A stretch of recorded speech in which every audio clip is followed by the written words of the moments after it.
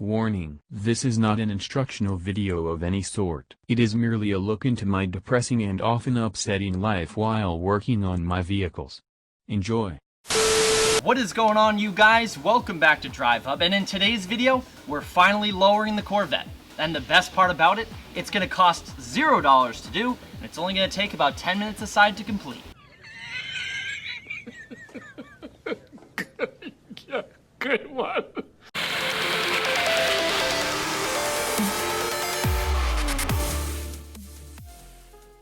Now, one of the many great things about the C5 and C6 Corvette platforms is they come from the factory with adjustable suspension. That's right, these cars come from the factory with ride height adjustment bolts. Now, on C5 Corvettes that are equipped with the Z51 handling package, you can lower the front of the car 3/4 of an inch safely and the rear of the car a whole inch. Now, on C5 Corvettes with the FE1 suspension, which is your basic suspension and the suspension that's equipped on my Corvette, you can pretty much safely lower the front and rear of the car 1/2 inch. But if you're someone who likes to live on the edge, live a little risky, you can lower the rear end of the FE1 suspension cars, your base suspension cars, 1 inch in the rear and 3/4 of an inch on the front. And that's what I'm gonna do today. Now, I should note the previous owner of this C5 did mention something about lowering the rear end of this car, not lowering the front so that he could clear stuff like speed bumps. And I should note that the lowering process for your base C5 coupes, your convertibles, and your Z06 models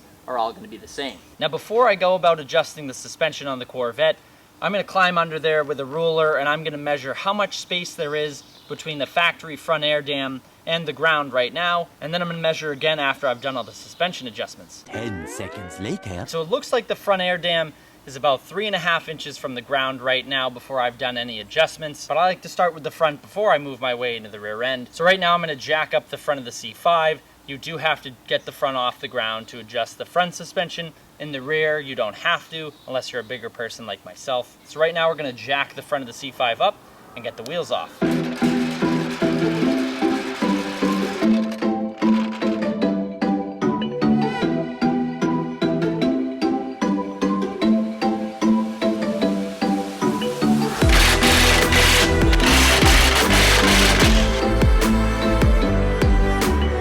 We're going to take a jack and a piece of wood and put it under this spring right here to relieve some of the tension off of it so that we can adjust the suspension.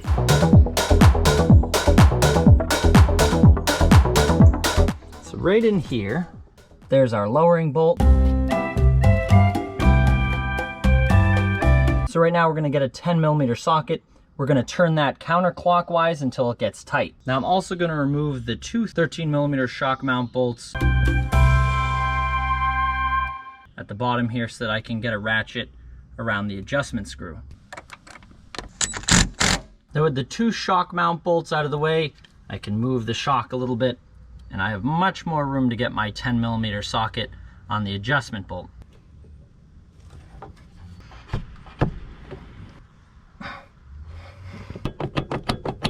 Now I can't seem to get this bolt to actually break, so I am going to use a little bit of PB Blaster in there to see if I can get it to loosen up. 6.5 hours later. Alright guys, so a little update, and just like most things in my life, this isn't going to plan.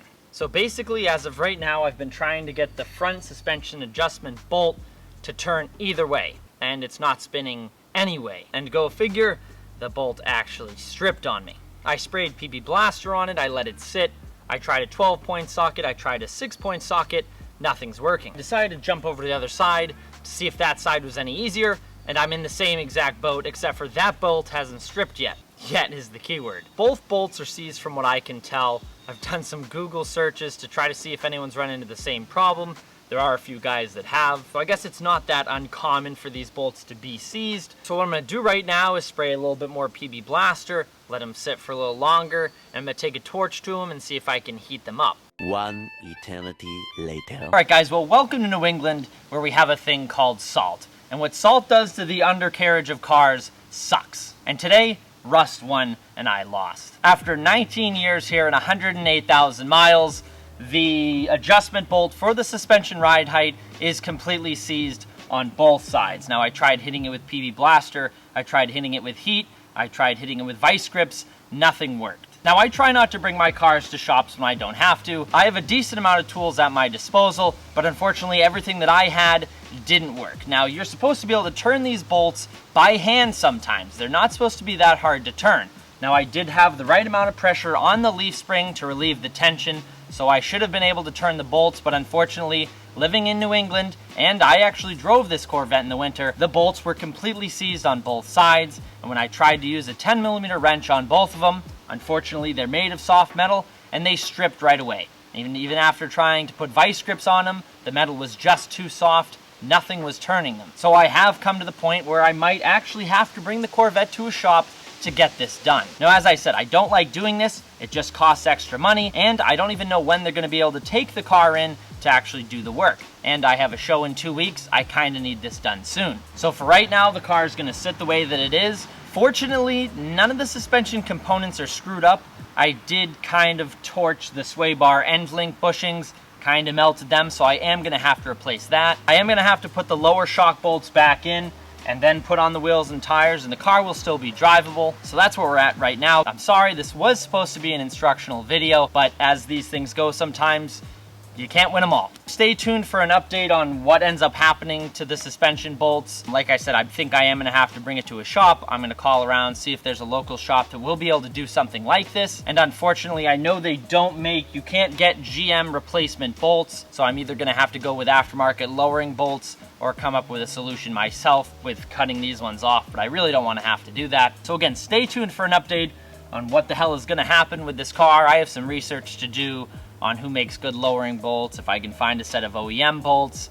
But then again, I don't think I'd go OEM bolts because I want this car to sit a little bit lower, and from what I've heard, even fully adjusting the stock ride height adjustment bolts, you don't get that much lower of a car. So thank you guys so much for watching. For updates before YouTube and to see what's going on with the Corvette, you guys can check out my Instagram at DriveHub__. But that's it for today's video. I'll see you guys in the next one. Happy motoring. 9 hours later. Ugh.